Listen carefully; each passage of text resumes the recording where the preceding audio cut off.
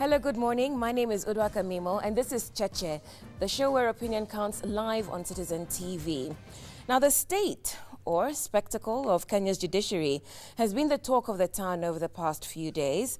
That talk began back in August when the Judicial Service Commission, the JSC, sent its chief registrar, Mrs Shollei, on forced leave, pending investigations into her conduct. She did not go quietly, questioning the allegations and action against her. She was sacked last Friday. Ms Shollei claims that the architect of her troubles is Ahmednassir Abdullahi. He is a commissioner of the JSC, editor of the Nairobi Law Monthly, and a prominent advocate. He's our guest on Cheche today. Sharing their opinions on the state or spectacle of Kenya's judiciary are our panelists, Waweru Mburu of Royal Media Services and political commentator David Makali. Good morning and welcome to the program. Thank you.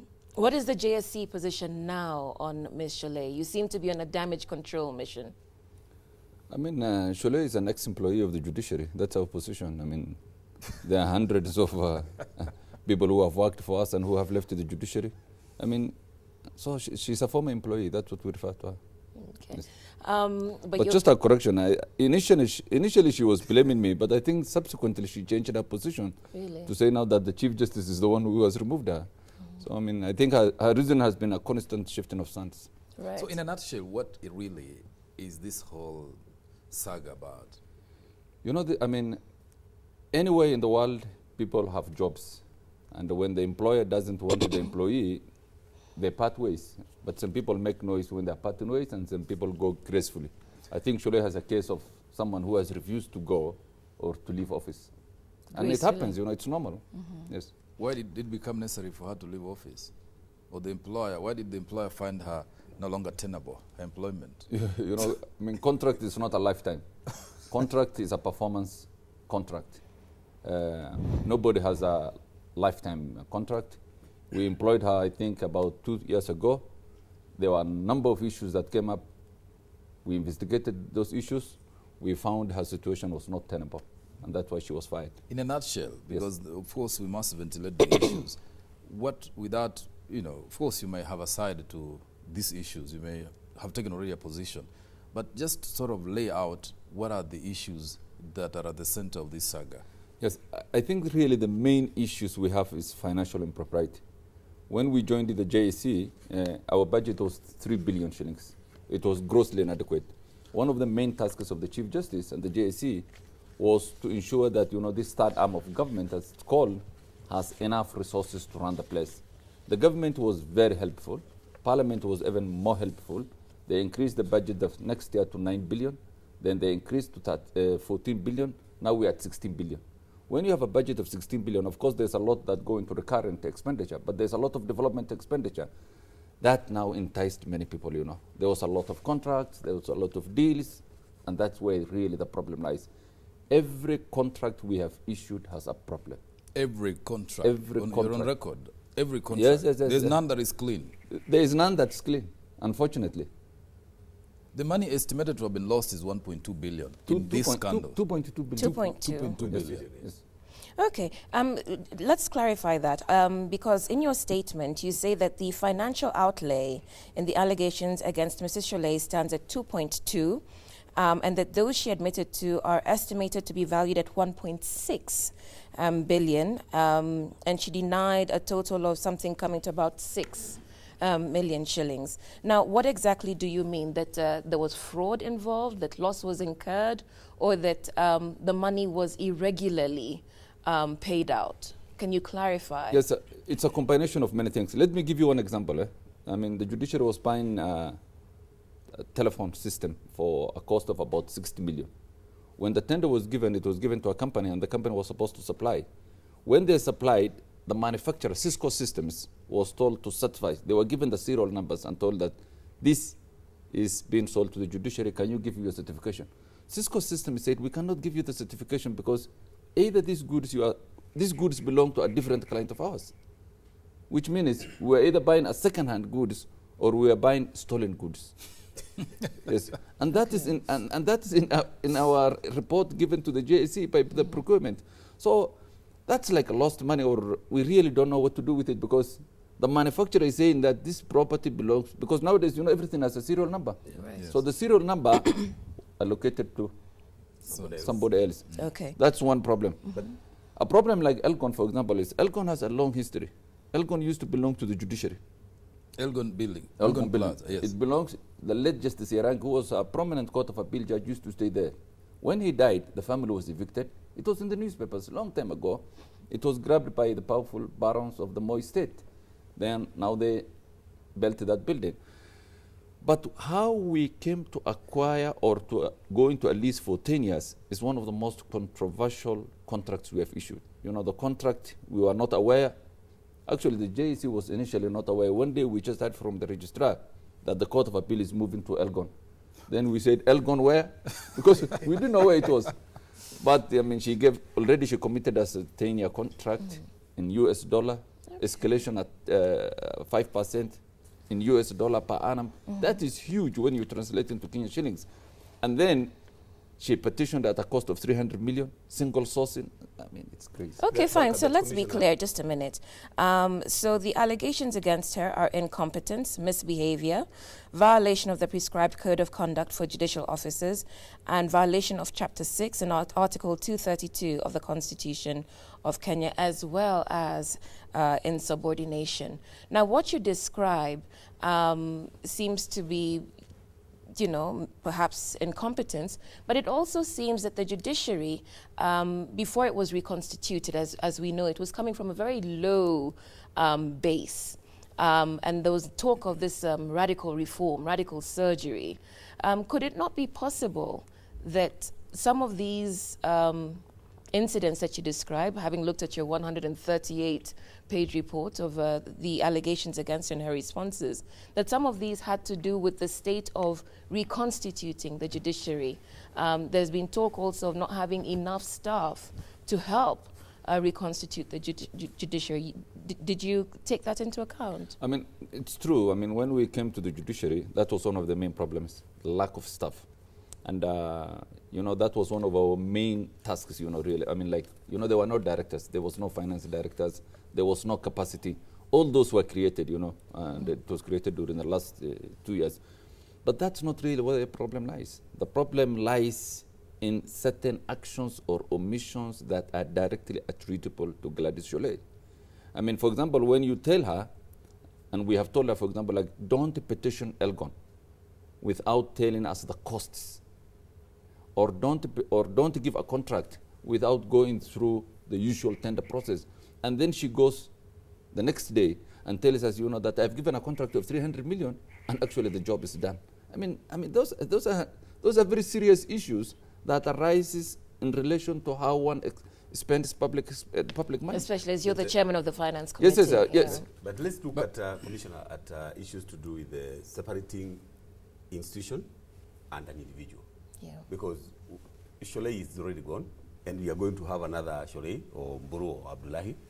And I think as a Kenyan looking at what was happening, we were wondering, isn't there a conflict between JSC and the chief registrar of the judiciary? And how does the law separate the powers of the two? No, there can be no conflict between the two. First, you know, the registrar is like the person who runs the daily administrative functions of the judiciary. In terms of the hierarchy of the institution, it's not, you know, I mean, of course you will hear her saying that, you know, under my watch and this. I mean, there's no watch under her. I mean, I don't say she's a junior official, but in terms of the Chief Justice, the Deputy Chief Justice, the Judge of the Supreme Court, those are the seniority, then it comes. But in terms of administration, she is the one in charge. So there can never be conflict between her and the JSC, because the JSC is her employer. We are the ones who interviewed her. We are the ones who gave her the job, and we are the ones who fired her at the end of the day. In other terms, you are assuring Kenyans that we don't have the problem with the institution. No. The problem is an individual. No, the institution is running very well. Yeah. Yes. What about her continuous defense that, especially you and some JSC members were meddling in financial matters which are not your remit? You see, I mean, it's like a CEO saying his board of directors are meddling in financial affairs. The JSC have various subcommittees, and I think we have 2 prominent subcommittees. The first one is the finance committee, which I chair, and the other one is administration and human resource chaired by Justice Lenola. So the JSC as a board, as a commission, cannot sit every day on these matters. Sometimes it is given to these subcommittees, and we address those issues. So, for example, if we are buying a house or if we are doing a petition, she will bring to the finance committee. She will give us the costing. We'll tell her this is the way to do. This is the tendering process you go through. Then we take that resolution to the full commission, and it is resolved. But I can tell you one thing. During the time we were there, we used to work very well with her. It's only that after, this issue came about, she says that, oh, I never used to work very well with this. But okay, so she's been a guest on this show in the past, and she's talked about facing opposition to the reforms that she was trying to institute. Along with the Chief Justice, he's also been on the show. At that point, the institution was ranked very highly in terms of public trust, public confidence. What then triggered the investigation into her conduct, coming from a place where everything's been going fine? We hear that access to judicial services is underway, that you're devolving into the counties. What triggered the action against Mrs. Shollei? as I said, all the actions or the actions that triggered are financial. Of course, I agree with you. There's a lot of resistance to change, but this is not change, that was being introduced by Chalet. This was change that was introduced by the Chief Justice. That certainly is true, but that certainly is true, but yes. she was the person acting to institute the change. No. Implementation. No. She brought no idea on the transformation. You see, the transformation was a big project. It was a very big project. Just from a theoretical point of view, the ideas that inform the transition. But the Chief Justice cannot go around implementing change. Yes, I agree with so you. she was the implementer. Yes. She was the face of the reforms. So how does that change? As I told you, the issues that triggered her downfall, or all these issues, are financial misappropriation. For example, when she told us that the Court of Appeal was moving to Elgon, that was the time we opened a file on Elgon. When was the decision made to move to Elgon? How was it acquired? How much cost went in? Who did the petition? And when we realized that, the magnitude of that, is the time we said, come on, guys, I think we have been sleeping on the job. We need to do a better job. So you started looking into other... We started looking into other issues then. I think there was a domino effect after that, One thing led to another, one thing led to another. But also, institutions, public institutions like this, there's always people who write letters, there was an avalanche of complaints. Let me ask you a very dissecting question. What is your view of the CJ's performance as the head of that JSC and the judiciary generally, if all these things were happening under his watch? And not Gladys Shollei's watch. No. You see, the CJ has done remarkably well.